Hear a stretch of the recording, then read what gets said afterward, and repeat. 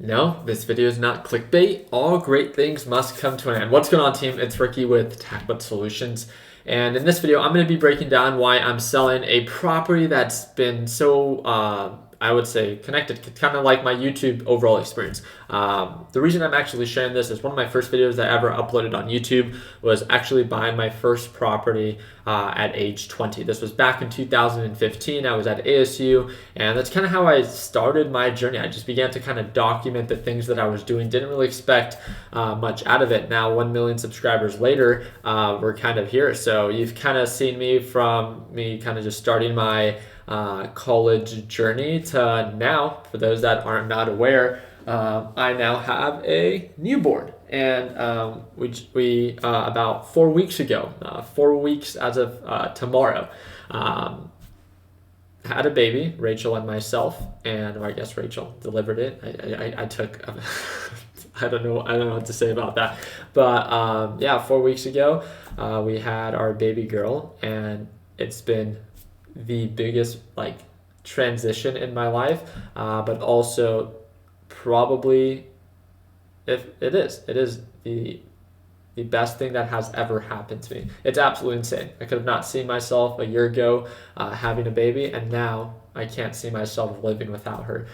So very, very excited and happy to kind of just share my journey with you. So yes, why am I selling my property? I'm going to be breaking down everything. I'm going to be explaining, let's actually just get to it. Why am I not renting out this property? So for those that are unfamiliar with what property I'm actually talking about, I've actually done house tour videos with it and stuff like that. You guys can look it up on YouTube if you want to.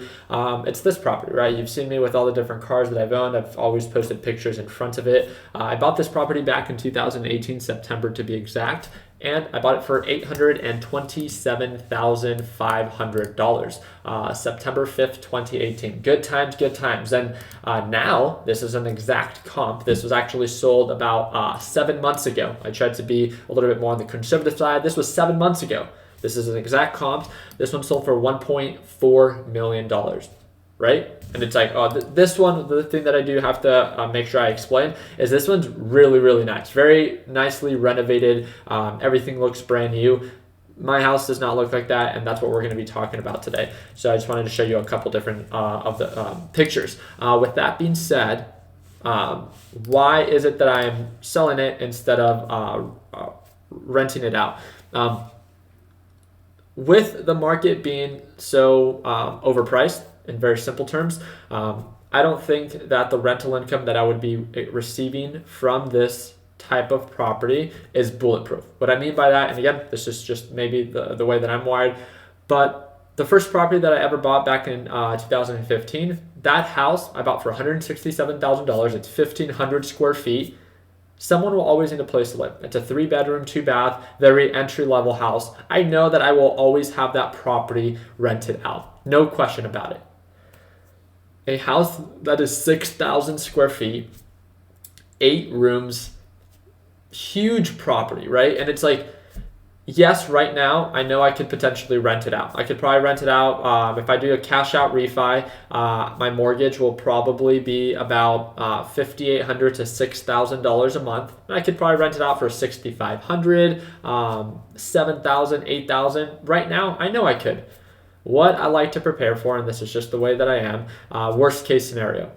I don't think that if the market were to pull back, that is a bulletproof property to have as a rental property. I would rather sell that property and buy 3 smaller properties, kind of like my first one, right? I'd rather buy 3 versions of that, not just because I feel like the rental income would be more sustainable, not just at the peak of the market, but even at the bottom of the market.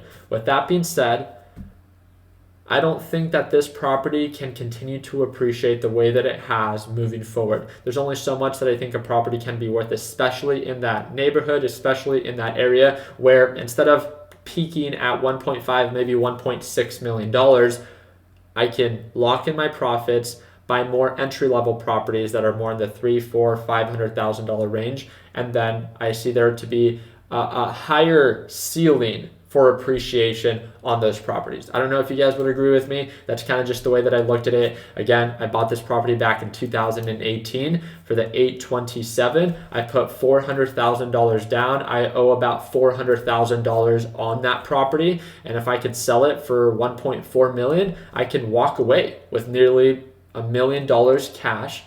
So even putting 20% down, think about it. I can buy so many of smaller houses, have more of a sustainable rental income, and not worry about overall market conditions. That is one of the main reasons that I convinced myself that yes, I could have either just this one rental, or I can lock in my profits, take that capital and allocate it and diversify it between 3, 4, 5 different rental properties that I see to be more sustainable when it comes down to rental income. And of course, also I see more potential for appreciation over the years. So let me know what you guys think about that. But we talked about this overall comp. I wanted now for you guys to understand renovations, right? I break down all of the house flips right now for those that actually are not aware. I have a total of 11 house flips with my business partner, Nick Palladino. And it has been a busy start to the year, to say the least. So yesterday, Friday, we actually locked up 2 new properties. So we've just been killing it, and it's actually because of you guys. So a lot of people that follow me on YouTube and that follow me on Instagram just send me someone that's interested in selling their house that's off market, or if it's a really good deal, and I pay them thousands of dollars if I end up actually buying that property. So again, if you ever know anyone that wants to sell their house in Arizona, if it's a good deal, if it's an off market, we make cash offers and buy them all the time. So this is my overall renovation kind of breakdown for the house that I plan to sell. Granite, $13,000. Carpet, $5,000. Floors, a total of $15,000. Paint, $7,000. Landscape, $6,000. Bathroom, $12,000.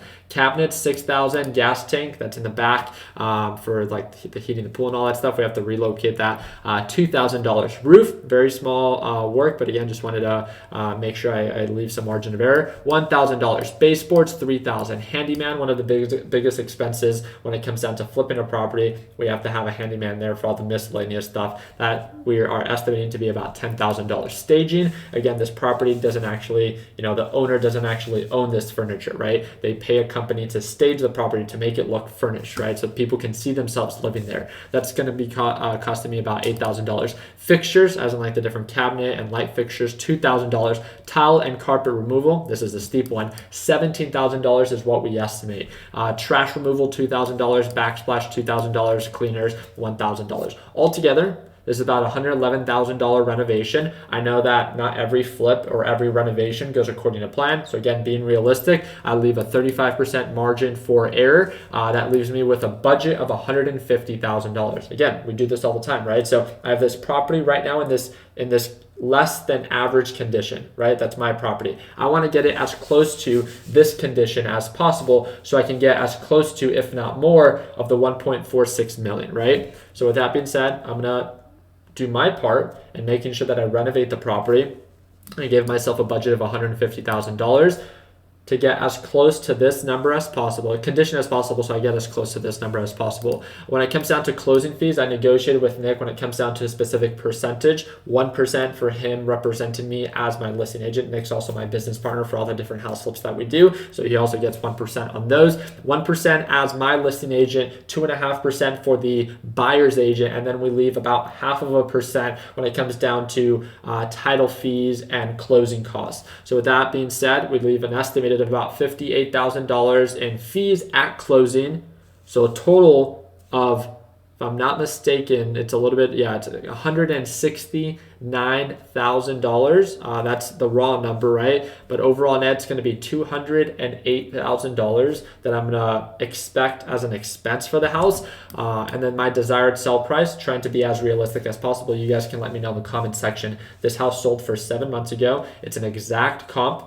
Gilbert market has been appreciating, I think that aiming for the 1.45 million is very realistic, especially in the market that we are at right now. So with that being said, even at just the 1.4, hopefully it sells for more, but even at the 1.4, I paid for 827,500 back in 2018. My net profits would be 414,500, which is a 50% ROI, almost on the dot, 50%. And that's a total of a little bit over 3 years. It's been a total of 44 months from start to finish of when I would actually expect to be done with the renovations, which means that I would have made an average of $113,000 average a year since I purchased the property, which is great. Super grateful, super thankful. But again, it's my two concerns: bulletproof rental income and appreciation.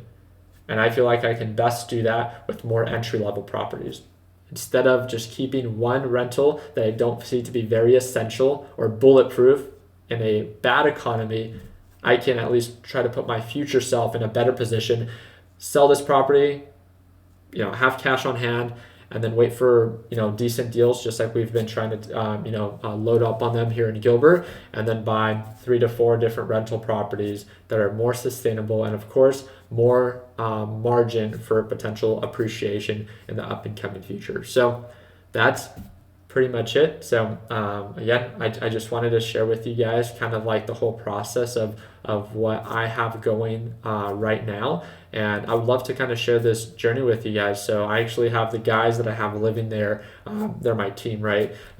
Moving out in the next 2 weeks. And then we start the renovation process. So if you guys don't follow me on Instagram and you want to stay up to date with this overall renovation and the different projects that we have going on, it's going to be the first link down below. And I'm also going to actually link my business partner, Nick Palladino. So if you ever, are interested in either buying real estate and or if you have any deals that you want us to buy from you, we literally respond to all of our direct messages. So I hope that I can encourage you to reach out to us, send us a message. And again, we bought 2 properties yesterday and they were both sent to us literally by Instagram. It's not that these people had large following. These people didn't buy the properties themselves. They either just knew the number of the seller or the potential seller and or connected us with them. And with that, we pay them thousands of dollars. So again, we love the opportunity to work with you. Make sure you comment down below if you have any specific questions, but most importantly, make sure you connect with us. Link down below for our Instagrams and send us a message so we can connect. I hope that I've earned a thumbs up. Please consider subscribing. And like always,